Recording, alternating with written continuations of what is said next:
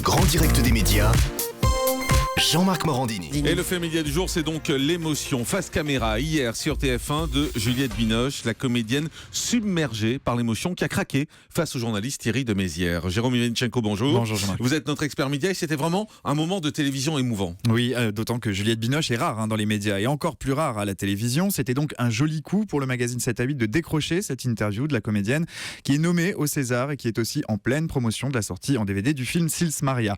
Avec Thierry de Mézières, Juliette Binoche évoque sa carrière à l'étranger, son travail, mais aussi le temps qui passe, un sujet parfois très compliqué à aborder avec les comédiennes. Puis Thierry de Mézières revient sur les événements du mois de janvier. Il interroge Juliette Binoche et veut savoir si elle aussi, elle se sentait Charlie.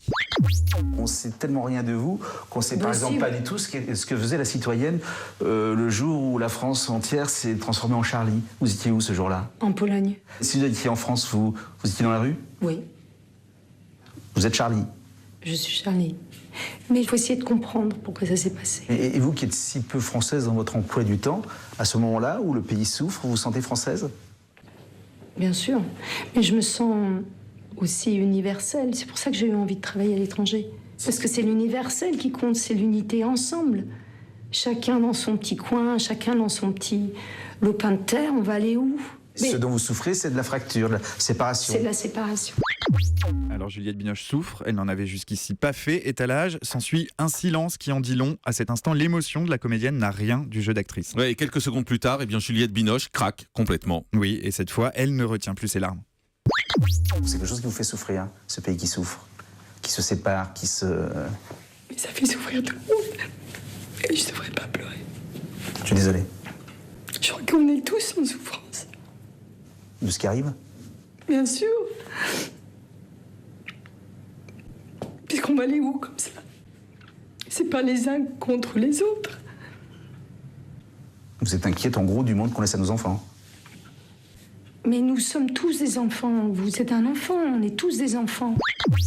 Une séquence extrêmement poignante, quelques secondes pendant lesquelles le temps s'arrête et pendant lesquelles la comédienne montre un visage surprenant bien loin de ses éclats de rire retentissants. Ouais, c'est une sincérité qui est devenue la marque de fabrique des portraits de Thierry de Mézières. Oui, les portraits intimistes du journaliste diffusés à la fin du magazine 7 à 8 deviennent de plus en plus souvent des moments de télévision extrêmement commentés. Ça avait été le cas le 18 janvier dernier, vous vous en souvenez, lors de l'interview confession de Jamel Debbouze après les attentats et de son appel à la paix, de son appel au calme. Des entretiens qui sont menés avec brio et sans préméditation. Ce matin, Thierry de Mézières nous confiait qu'il n'avait absolument pas prévu d'aborder les attentats contre Charlie Hebdo avec Juliette Binoche, mais que le sujet était venu tout seul au fil de la conversation. Le journaliste reconnaissait qu'il n'avait pas vu monter l'émotion de la comédienne, qu'il n'avait pas vu le coup arriver.